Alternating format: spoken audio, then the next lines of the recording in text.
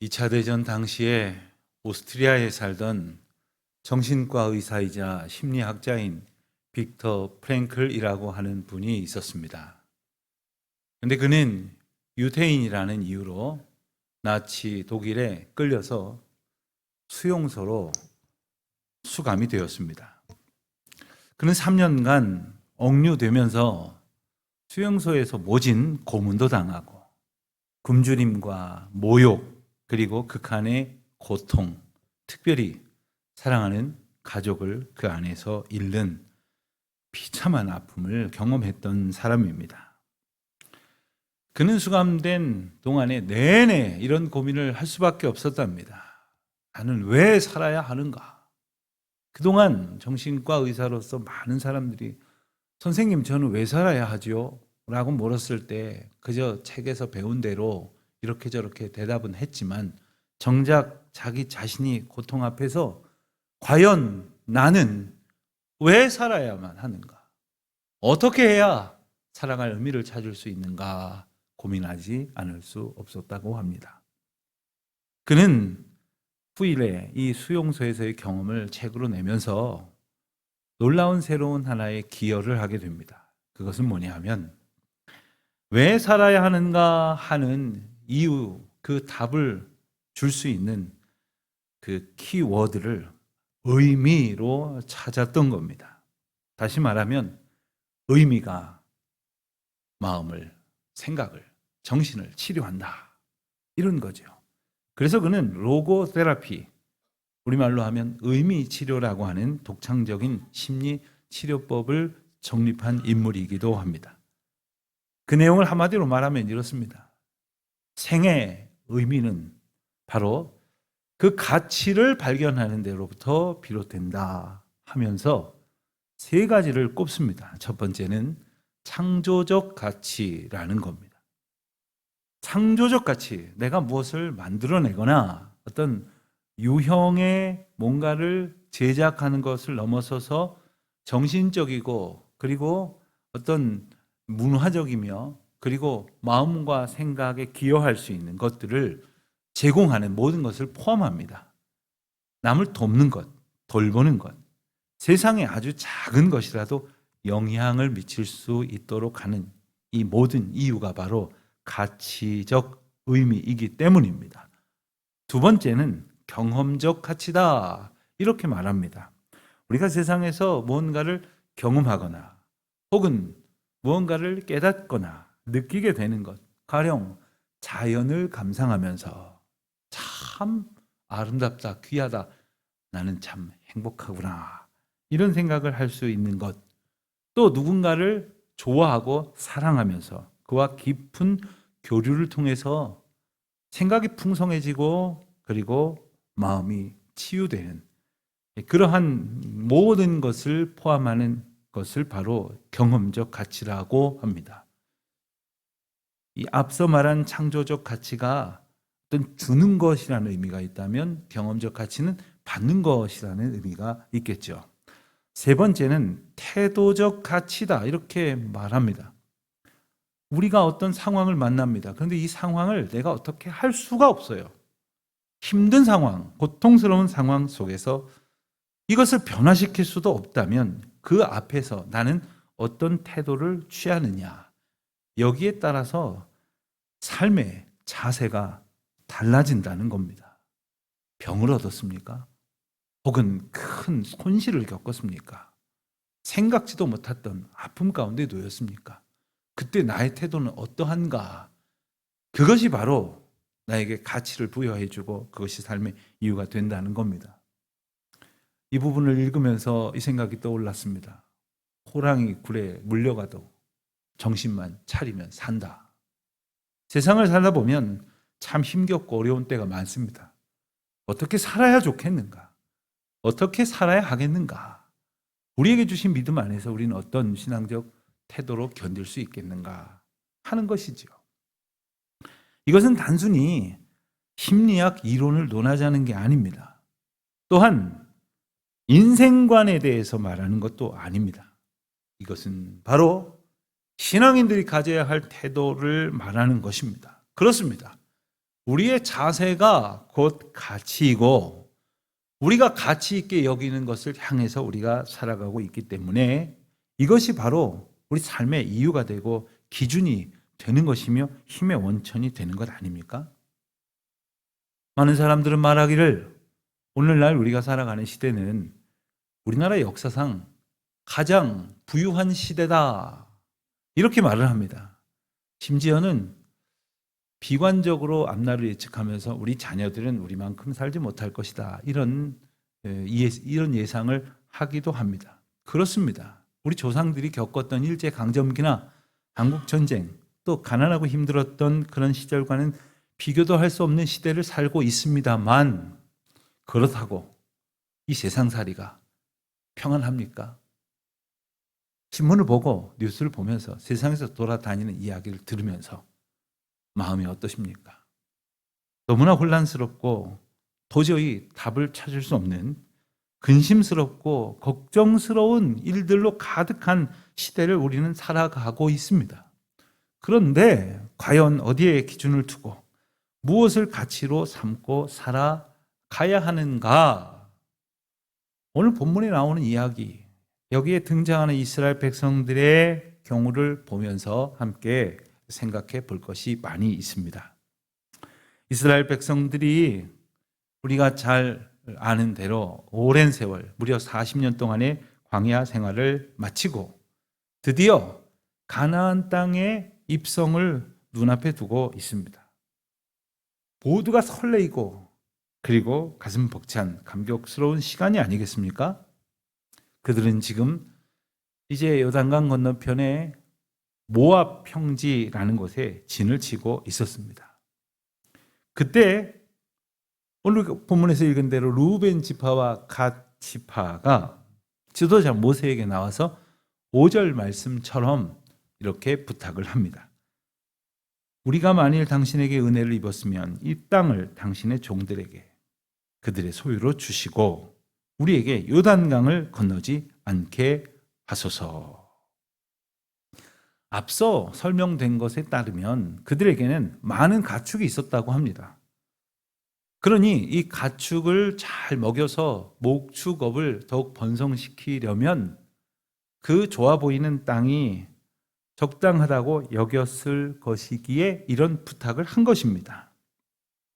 그들은 아마도 이제 우리가 들어가게 될 가나안 땅, 그 땅의 형편이 어떨런지는 몰라도 이 정도면 충분히 좋다 이렇게 판단을 한 것 같습니다.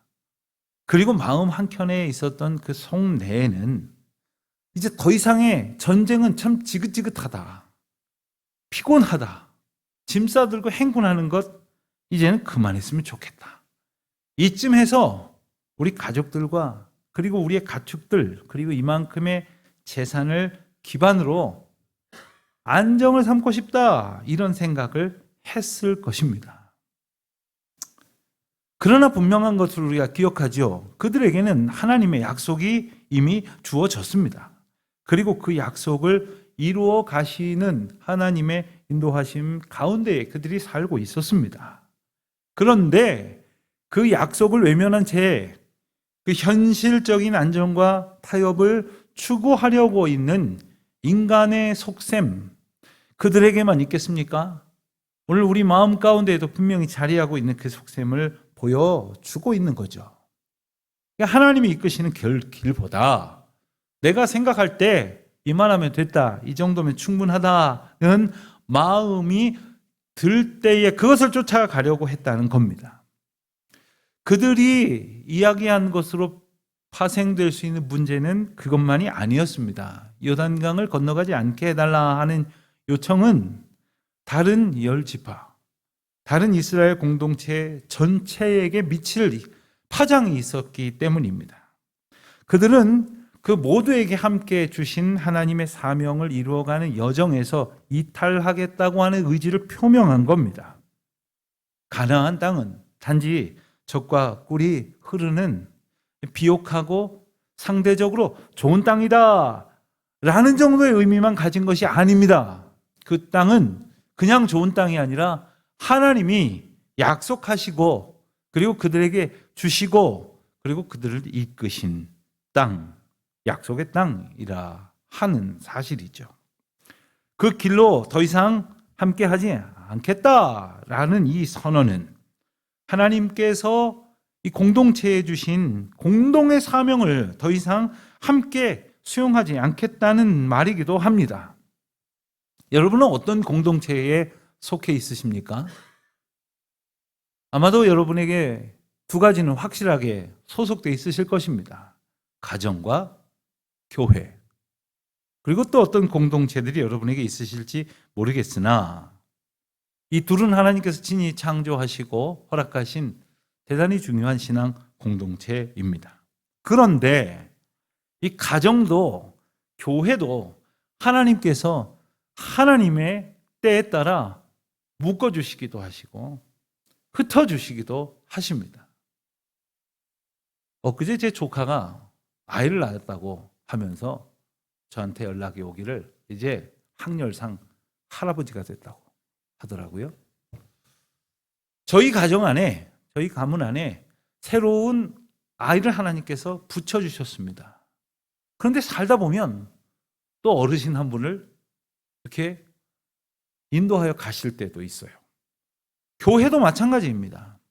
교회도 때로는 하나님께서 묶으실 때도 있고 흩으실 때도 있습니다. 어떤 사람을 우리에게로 보내실 때도 있고 또 우리 중에 있는 어떤 사람을 어디론가 보내실 때도 있습니다. 이 하나님의 인도하심의 섭리란 참 오묘하죠. 우리는 그렇지 않고 이랬으면 좋겠는데 하나님께서 이끄시는 방법은 때에 따라 우리의 생각과 분명히 같지 않다는 겁니다. 그런데 문제는 자기의 생각, 자기의 판단대로 살고 있느냐, 하나님의 인도하심을 오직 의지하며 겸손히 순종하며 살고 있느냐, 여기에 대단히 중요한 차이가 있는 겁니다. 우리가 알듯이 성경 뒷부분을 찾아 읽어가면 백성들이 이제 가나안 땅에 들어가게 되고 그곳에서 지파별로 땅을 분배받습니다. 자, 이렇듯 때 되면 하나님께서 합당한 은총으로 땅을 나눠 주실 겁니다. 가장 합당하게, 가장 적절하게 나눠 주실 것인데 이 두 지파는 지금 자기들의 판단으로 하나님의 인도하심보다 자기들의 생각을 앞에 두려고 하고 있는 거죠. 우리가 살다 보면 이런 어리석은 실수를 범하기 쉬울 때가 많습니다. 그렇지 않기 위해서는 겸손하게, 그리고 영적으로 하나님의 인도하심 앞에 민감하게, 그러면서 전적으로 의지할 수 있어야 할 것이겠습니다. 모세는 이 말을 듣고 크게 분노했다고 했습니다. 그리고 그들의 요청이 얼마나 큰 잘못인지를 한 가지 옛 이야기를 거명하면서 강력하게 책망을 했습니다. 그 이야기는 이렇습니다. 40여 년 전에, 40년이 조금 안 됐겠죠. 모세가 가데스 바네아에서 12명의 정탐꾼을 이제 가나안 땅으로 보냈죠. 그런데 그 가나안 땅에 다녀온 12명 중에 10사람이 부정적인 보고를 하게 되었습니다. 그 결과 온 백성이 실망을 했어요. 온 백성이 낙심을 했어요. 근데 낙심을 한 걸로 끝나는 게 아니라 하나님의 약속을 붙드는 것을 포기하고 그들의 말로 인하여 실망의 길로 자기 생각을 떨어뜨리고 말았던 겁니다. 이 공동체 전체를 낙심하게 되었던 것은 그 10사람의 잘못된 시각과 태도였습니다. 그 이야기를 떠올리면서 그저 자기들의 안위와 만족만을 생각하고 다른 지파들이 남은 과정에서 겪어야 할 거룩한 헌신과 수고에 참여하지 않으려는 이기적인 행동으로 모세는 이것을 여기고 강하게 질타하고 있는 겁니다.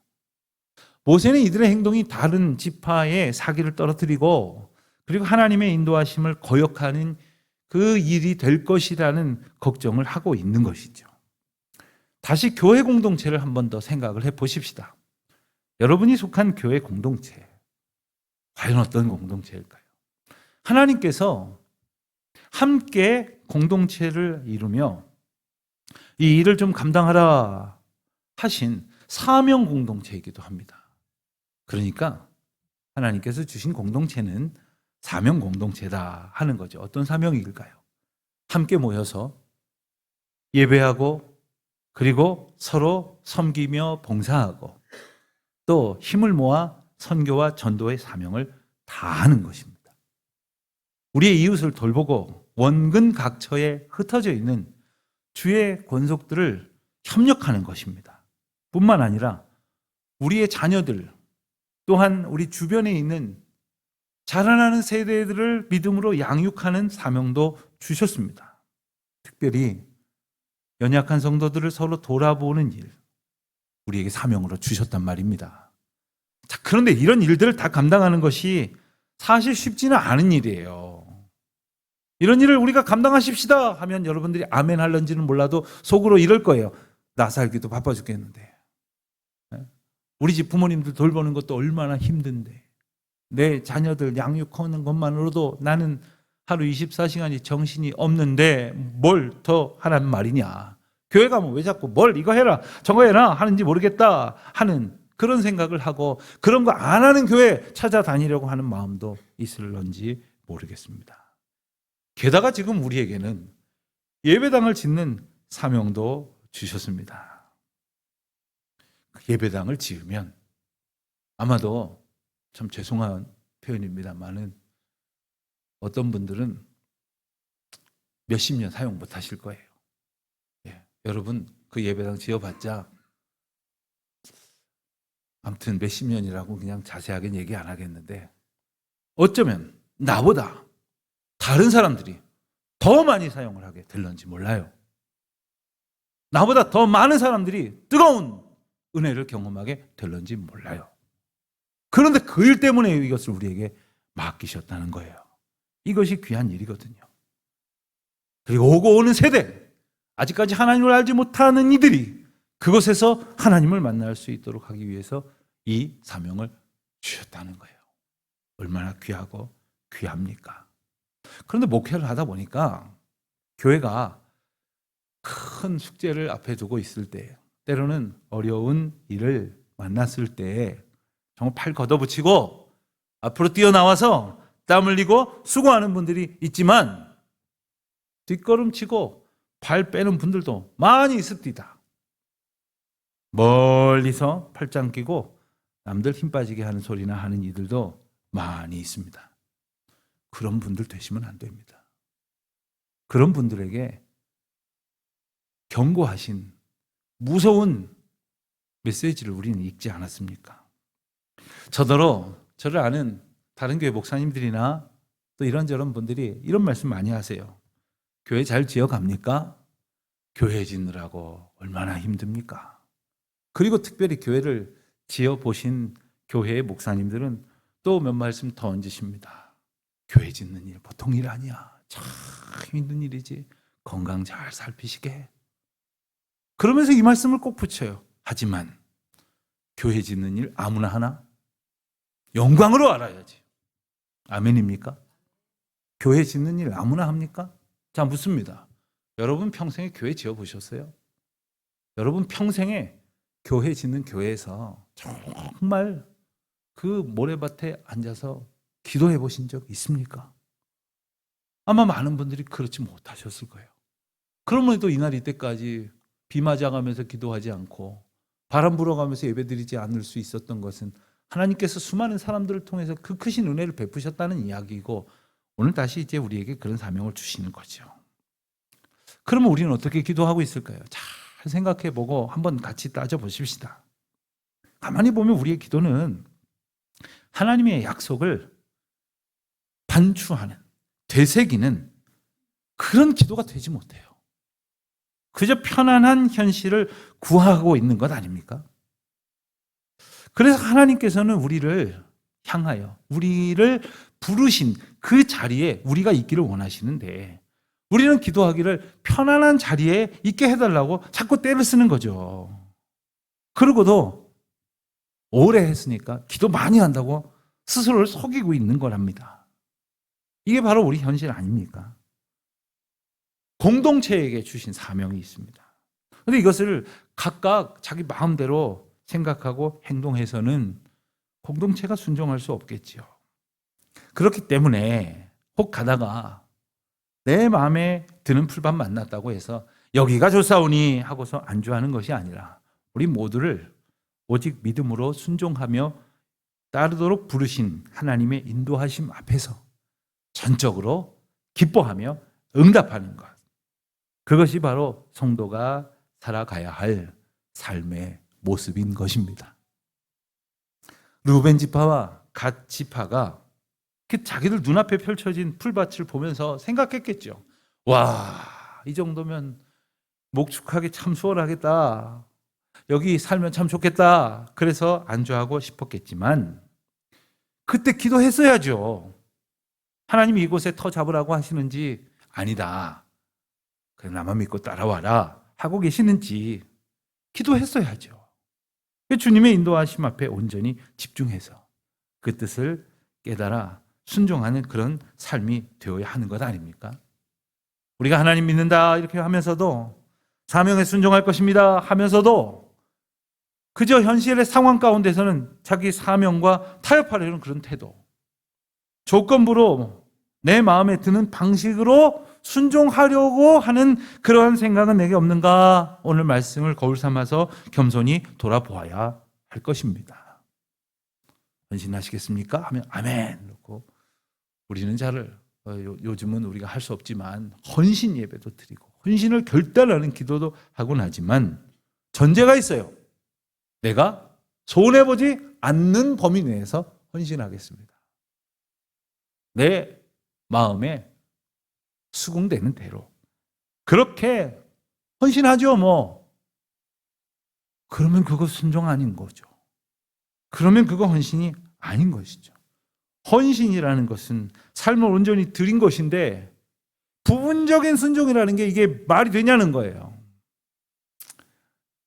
우리가 하루에도 수십 번 경험하는 일입니다만은 길을 걷다가 혹은 자동차를 운전하다가 갈래길을 만납니다. 그럼 고민되지 않습니까? 이리로 가야 될까 저리로 가야 될까? 때에 따라서는 이 길로 가는 게 더 빠를까 저리로 가는 게 더 빠를까? 고민하다가 이제 길을 정합니다. 그리고 나면 그 길 이외에 다른 모든 길은 포기하는 거예요. 믿음의 길이 바로 이런 것입니다. 그래서 그들은 비록 요단강 건너기를 주저하고 있었지만, 그래서 그 건너는 것 자체를 포기하려고 했지만 그 너머에 두신 하나님의 약속을 바라보았다면 그들은 그렇게 하지 않았겠죠.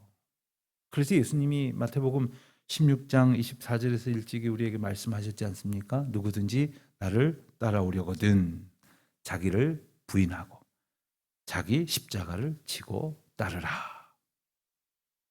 사랑하는 성도 여러분, 이번 주간에는 대통령 선거가 있는 날입니다만 저는 6월 6일을 더 마음에 좀 새겼으면 하는 말씀을 함께 드리고 싶습니다. 우리가 모이는 모임 얘기하는 게 아닙니다.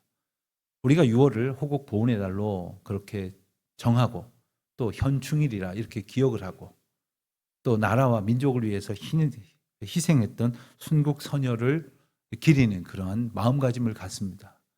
이것은 하나님께서 우리 나라를 주신 은혜에 감사하는 것에서부터 출발해야 해요. 그리고 우리나라를 통하여 이루실 일을 소망하는 믿음으로부터 믿음으로 향해 가야 합니다. 그런데 우리가 대통령 선거가 있다고 또 나라 사랑하는 마음으로 많이 걱정한다고 혹은 기도한다고도 하지만 우리의 그 생각의 중심 가운데 하나님이 계시지 않는다면 우리가 말하는 많은 그 걱정스러운 말들 가운데에 대통령은 이래야 돼, 이런 사람 뽑혀야 돼, 선거가 이러쿵 저러쿵 하면서 하는 그 많은 그 말의 열정과 관심 가운데에 하나님이 계시지 않는다면 그저 자기 만족을 위한 욕심에 불과하다는 것을 우리는 반드시 기억해야 합니다. 특별히 우리가 선거를 앞두고 바른 신앙 자세는 무엇일까를 생각해 보십시다. 대통령 선거를 앞두고 어떤 설교를 준비해야 하는가 고민이 많았습니다만 많은 말들을 할 수 있겠습니다만은 오직 하나님만을 의지하는 것, 시편 146편 5절 말씀에 고백한 말씀을 인용하자면 야곱의 하나님을 자기의 도움으로 삼으며 여호와 자기 하나님에게 자기의 소망을 두는 자는 복이 있도다 하신 것처럼 거룩한 백성, 하나님의 자녀가 되기 위하여 나부터 그리고 우리가 오직 하나님께만 소망을 두는, 그리고 하나님께만 소망을 두는 사람들이 지도자가 될 수 있도록, 지도자를 뽑을 때 무엇을 보시겠습니까? 과연 그가 그리고 그를 둘러싸고 있는 사람들이 대통령이 되는 일이 작은 일입니까? 나라를 구성해서 나라를 이끌어야 되는데 말이에요.